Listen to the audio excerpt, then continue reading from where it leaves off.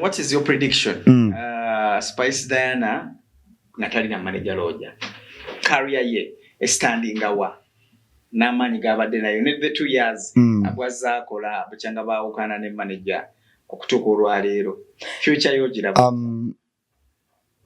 The 2 years era bino Spice Diana ekintu kibadde kikola kiregeyamu than giri emyaka gye yali alina ejja kumukumu osegeera nti twatukanga tugamba nti Spice Diana ku top mbayimbi abakyala wali, but now yatuuka na stabilizinga n'asigaza ekitiibwa kyekyo nti muyimbe mu batop abana mwali, but nga olaba ne mbukati improvement in music wise takyajjanga oli bwabadde nga ajja otegeera the stardom yesigaddewo ng'ogya maintenance weeri otegeera ne kino kye baali bamukoleranga atamula ne bodyguard atamula ng'olaba star kyakendeera kati then ne PR duties njera no PR duties kati zitandise okubulamu era ze ndowooza ne wano we baalwanira biki nga ne manager ayogera biki I think waliyo olutalo naye nga tetunaawo kubanga luvaayo open ndowooza nga onamulaga nti so njasiga nze nkola ki nkulwanirira so nze njagamba nti Spice Diana if she just continues like this kiyinza okukola ki ekintu kyaffe okufa ate nga akiyiribidde nze ndowooza yandifunye management wabanga asazewo nti they cannot do anymore ne Roger afune management emutegeera nga Roger adda amutegeera afune management mwagala omanyi management za mirundi ebiri mulimu management neyagala kufunamu nemba management yagala mukole mwenna ngekufiirako bufiizi.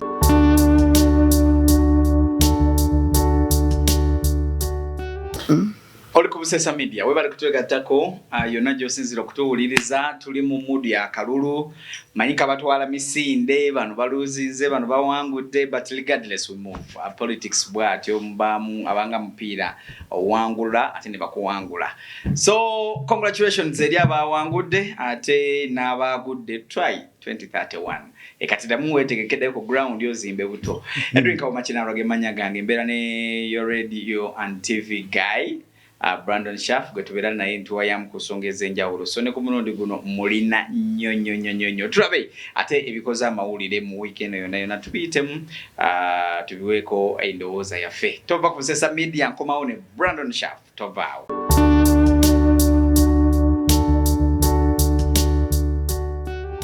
Your radio and TV guy Brandon Shaff uze kubatulaba sebo mugamba mutya abatulaba ku Busesa Media mwebale kubeera abalabi balungi comments zamwe tuzifuna feedback tujifuna ekitulaga nti no we are doing something and mwebale nnyo tusimira ddala naffe tetujja kujjanga okwo tujja kusigala nga tetubaweereza buli kimu kibeere nga tekiri masavu ku nsonga kwe tutava don't take us personal by the way tetubalina ku buzibu tukowa ndowooza zaffe yes so ekisatu kinyumidde ekyo Ame Green yako kabimpaye nange ku concert ya okiriza na obere moving billboard kwa waliwo abangaye mu Brandon ofuse billboard akaseba nga teswaza mu so melodies of love mwana mulenzi melody Uganda nakuzomeza 13 ali awo ku Supremacy Lounge na nkulabye okwingira mitwale 2 mitwale 5 ne table ya kakadde music and culture ye theme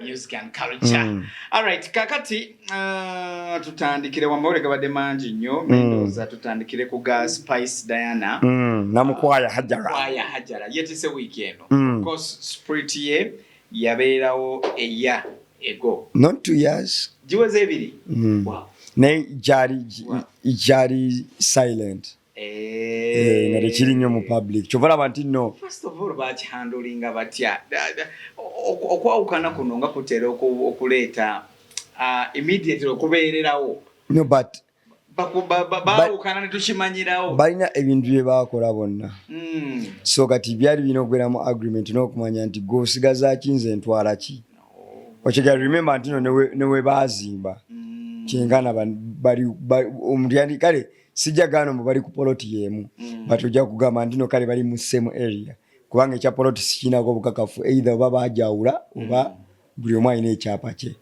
so it is stamped and sealed because yes kyabadde confirmed after Spice Diana okuvaayo nakyogera but kibaddenga nnyo mu ŋŋambo okusinziira ku bantu aba bali close nga bagamba nti kati tukyabalaba bonna kati nga tukiwanyo nange time nina correct nali I think Spice yali mu same area ne Roger nga I'm looking for that moment nga bali bombi ekiganga bosa ntino Edwin twesanze ku kivulu yes definitely ukale ubonga ku munno ekigera. So I think it has been there nga bo balina bye baagala okumaliriza kubanga nalabako ne studio balina gitunda something like that because nagenda ku studio yawe yali audio one 32 records. Yes. Yeni yali ku Salama Road nokukirira mu kakao. Yes. Amakaga ali awo. So nga balina ne bakolera ne live band ojukira rehearsals abayimba nga bakolerawo. Rehearsal band ziri ezali ngewaka. Yali era ku Salama Road maseri.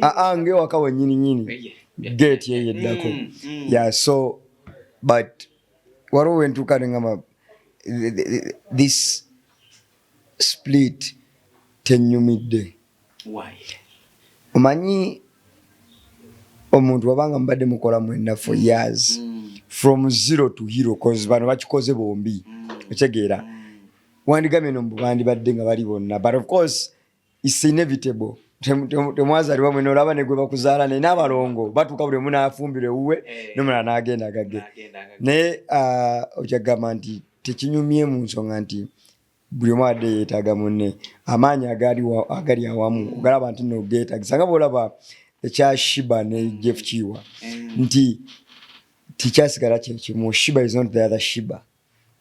Yes, Shiba is not the other Shiba. Naye goloza sales Shiba zaakoze ne sente za banki ze mu period eno gye yawukana ne Jeff nze ndowooza zisingira ddala emyaka gyonna gye yamala ne Jeff kusinzira nti kuba wano goba weesalirawo buli kimu ne sente zijja 100%. Andi kakati wali oyinza obbanga zijja ku 10 ng'oyinako 2. Andi problem ebeerawo nti bw'obeera ng'olina manager yatera okudiscussinga business. Edwin wenkugambira nti Edwin jangu nkolera omukolo gwange because you are MC jangu nkolera omukolo gwange ku mbaga oyinza okuswala okumbulira figure gy'oyagala kyokka ate singa obeera olina manager gawe tetuka wansi wa 2 okyegere ninga nti kale emu kitundu kubanga manager simuyinaako kakwate ye talina kyaluzinga wabula ate gwe oluzinga omukwano gwange naawe oyinza okumaliza nga onkoledde bwereere. Kyova tino tulina abantu abagamba nti nze okukolera ku sente ezo ze sijjaamu afadhali nkukolera ku bwereere okyegera but oba oluzinze nti oba to aninze so kati nyinza okugamba nti no iye ku side emu ntino zonna zibazize but nengamba nedda olwokuba nti tasobola ku negotiating a business negguka nga ya huge money. See, when is the right time okwawukana ne manager? Because yes tutambudde ffenna naye tebatuzaala wamu tulina destination ez'enjawulo goyinza obbanga ebirooto byo wabituukako nga manager ate nga nze ndaba nawe nina okugenda nga neetaaga abantu abapya bweba kati tugeze bw'aba abadde abalagenda international ng'alabanga kati ono yatuuka nga yeetaaga ka tiimu empya egenda okuplayinga role eyo okumutwala international sikkirizibwa kwawukana na manager newankubadde tulina history ne bye tukoze musobola. When is that right time? There is no right time because abantu abasinga they don't have contracts. Ochegera so kitegeeza nti no anytime kisobola okwapeninga but nze nandirowoozezza nti bwe mutuuka ng'endowooza etuusaawo nti you need to do better ng'olaba nti noono takyakugattako manyi buli muntu alina scale ye bwetuuka nebeera ng'atuuse nti osobola okugamba nti esaawa zino eno wano wetwagala tosobolawo but you can be a ground manager otegeera you can nabeera ku tiimu nga tiimu ogattako bugasi otegeera oba nemu agreeing to disagree nti bannayo manyi buli omu agende makuboge but loyalties zisigale nga okola ki ofuna because it was your hustle. Banne kambabuulire omuyimbi akola nnyo naye ne manager akola nnyo otegeera nti yalina onsaanuula then najja ng'agatta ng'ayiriba ebibye Roger n'ava mu Babafana n'ava okyegedde najja nga naye olaba ntino yes I think nti olaba nti there is a hustle kuba kati abamanyi ku manager Roger from old Kampala nga yalina ebintu byali ngatunda byali bintu byali bwali buwunga I think nti haso ye kati ebyo bizze luvannyuma okyegera nti the hustle yaliwo nti n'ekintu akyagala kati nze kyendowooza omanyi stardom eno ndala once a manager starts to acting nga star abayimbi abamu kiina few gye kibawo endala era nze nalaba nnyo ojjukira olutalo lwa I think lwali lwabwe ne Sendi ojjukira olutalo olwo lwalimu ebyemmotoka biki okitegedde nti Roger yali yeetaddeyo tooth and nail nfa n'omuyimbi wange at least you can remember that but we yet to know kiki ekituufu ekyakola ki ekyabaleetera okubeera nti tosobola kusigala nga bakola yali artist nga ye boss oba yali manager nga ye boss because tulaba mu management oluusi osanga nga manager yasalawo buli kimu nga is the boss nga olaba Swang Zaveni tulina ba Benoni tulina ba Chaze beba boss ba Swang Zaveni abeera muyimbi waabwe you under them mu bano kyabadde kitya who was the boss I think baatuuka ne batandika nga Roger boss nga manager balina okubeera okitegera kati time neetambula omuyimbi naye naafunamu ate ne bafuuka nnyo bakyali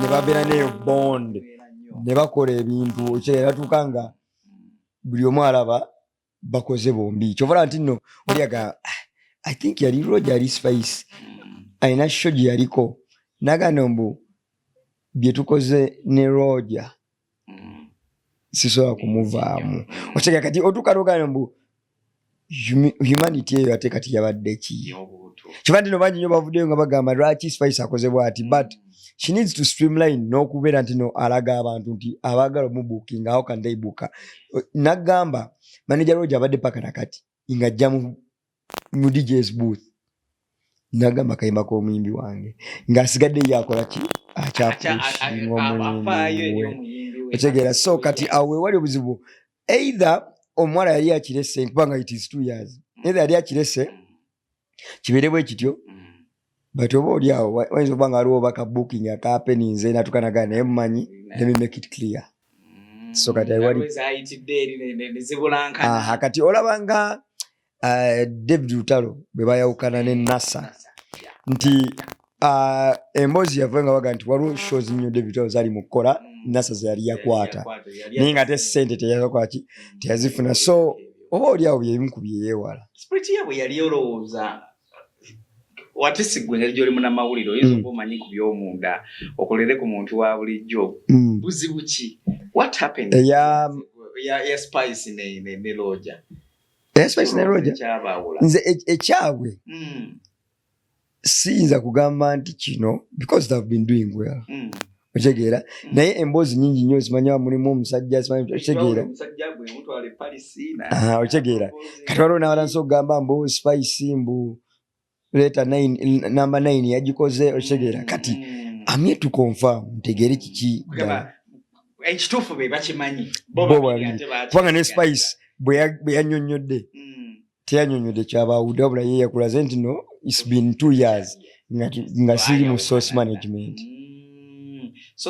yali ya Roger yes so nga brand Spice Diana kati standing yokka kati wabula kyensaba saagala kintu kinene kigejje cause waliwo ebintu bye bakoze bombi nga bagamba ebintu babigabana tebabyawula buli omu n'akwata eriri emmotoka Spice n'asigazaako emu endala Range Rover oba yeyo gye baaguzayo luli n'amatovu yes UBJ simanyani yatwala Alex bagamba studio baazitunda bwe munagabana akasi naye ate Spice akyakozesa bagira ata drone njiraba ne Range Rover njiraba yo yagisigaza ebintu bingi nnyo okuba nawulidde nebiri ebyamayinja mbu ate simanya mbu amasimu g'omukulu mbu baagasigaza gali ku gundi ku police station nti nabyo biri awo what is your prediction Spice Diana natalina manager Roger career ye standing awa n'amaanyi g'abadde nayo ne the 2 years abwazza akola bukyanga baawukana ne manager okutuuka olwaleero future yo giraba? The 2 years era bino Spice Dine ekintu kibadde kikola kiregeyamu than giri emyaka gye yali alina ejja kumukumu otegeera nti twatukanga tugamba nti Spice Dine ku top mu bayimbi abakyala wali, but now yatuuka na stabilizinga n'asigaza ekitiibwa kyekyo nti muyimbi mu batoopu abana mwali, but nga olaba ne mbukati improvement music wise takyajjanga oli bwabadde nga ajja otegeera the stardom yesigaddewo ng'ogya maintenance weeri otegeera ne kino kye baali bamukoleranga atambula ne wa bodyguard atambula ng'olaba star kyakendeera kati then ne PR duties njera no PR duties kati zitandise okubulamu era ze ndowooza ne wano we baalwanira biki nga ne manager ayogera biki I think waliyo olutalo olwo naye nga tetunaawo kubanga luvaayo open ndowooza nga onamulaga nti so njasiga nze nkola ki nkulwanirira so nze njagamba nti Spice Diana if she just continues like this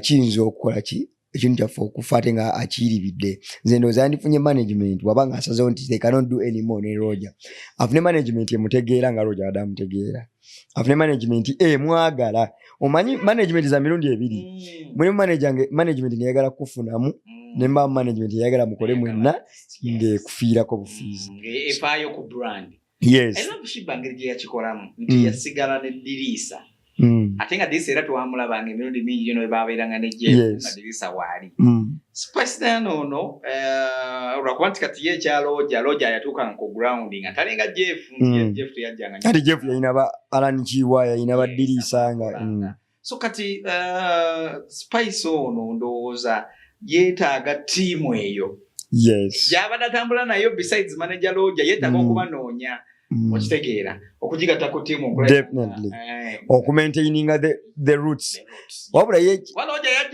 but Spice kyalina ekiri better nti Spice abadde amanya abantu unlike Shiba nti Spice yalinga Roger ne wabanga waali nga Roger banyumya nabo Spice akola ki there is that communication nti Spice alina ne namba z'abantu nti the relationship weeri kijja mukolera for a meantime nga bwampene kubanga olaba ntino ada akikozesezza ekirira kyakoze right okubanga brand ye kyali ku top okuva yayawukana ne manager n'asigala nga brand ye kyali wa keeping quiet yes chovala ntino kati saaza kati kekifulumye bwe kiti omugenda okubeera abantu omanyi abagendo taking a sides mema wagendo ga Roger gwesiva wagendo ga Spice kwesiva kata wabeera issue kati ayina okubeera ku ya break tetukyali naye asana de yagoinge silent ngabo yali ku nsonga eyo yes aleme kuddamu ku entertaininga bibuuzo byonna kunnyonnyola ku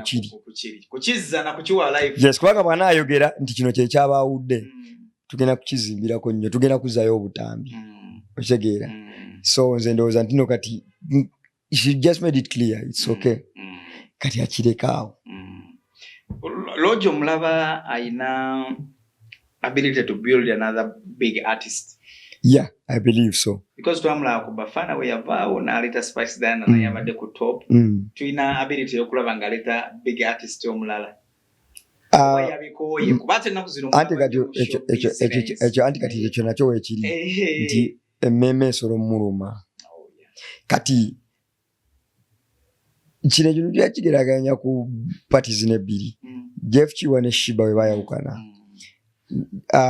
manager Roger ne Spice nga ye batugambye kati nti Jeff Chiwa yalina bino bintu wammanga yali musirise Jeff Chiwa nga ye bagamba nombu is technical omuwulira buwulizi naye tayogera otegedde akola bukola nti ye kyamwangwira mangu okwekonda esinga obulungi n'anoonya mu bayimbi twalaba ba Rachel Ray ba Nando Love I mean ba Joey Landa paka bwe yafuna omuyimbi gwakola kigwaga nti kati ono gwe frontinze that is Avapeace era omulaba ni Avapeace akola bulungi Avapeace nze last year yemibongo omukyala ku bintu byakoze otegeera so kati ne wano manager Roger kyalina okukola kusooka kukkiriza nti omuyimbi akoze eki agenze bwamala okukkiriza nti omuyimbi agenze kati atandika okubala 1 2 3 ntandika ntya kubanga bwanaabuukira omuyimbi yenna abayimbi ba disappointinga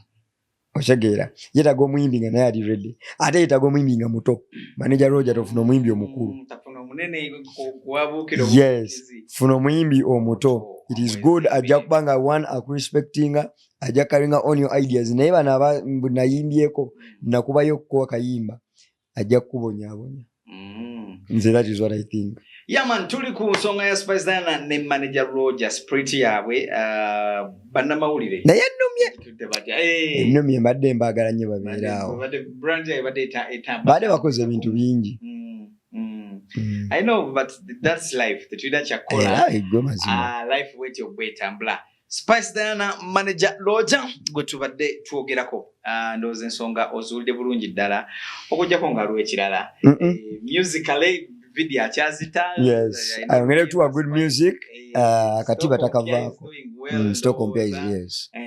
I think I just surviving. No, she will make it. She will make it. She will make it. Because yalita nafuna management yakolera zonsanuule eri emabeganga omulabanga simanyi yewandiikira.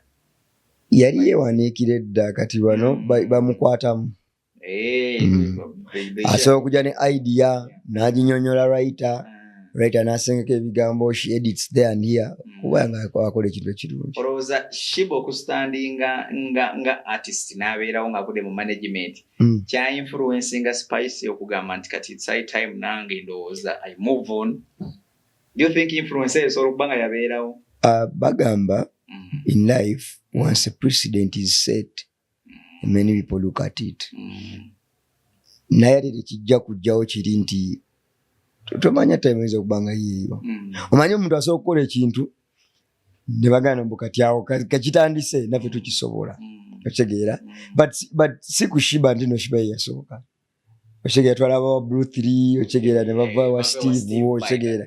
So bayimbi banyaba babikoze. Ne mpozi gamba nti no mbu ku muyimbi omukyala nga ali omu ne manager we nga bayiribye. Talk to Spice Diana and talk to Roger. If anything happened, ekyabawula nga kiri mbubi. Mutunulye nnyo ebirungi bye mukoze mwenna. The hustle gye muyiseemu. Hustle ejja gumye meme okubeera nga mumanya nti you can keep silent about whatever happened, ekyaba breaking, ne mwesonyiwa. Muyinza obutaddawo mwembi, naye ne buli omu n'asonyiwa munno olw'ekyo ne mu keeping legacy yamwe okumuvinga. Naye temu entertaining bannamawulire. Bannamawulire bagenda kigejjesa bakyabye ate mu ange endala. Ne grudges mwali mwesonyiwa bazitule.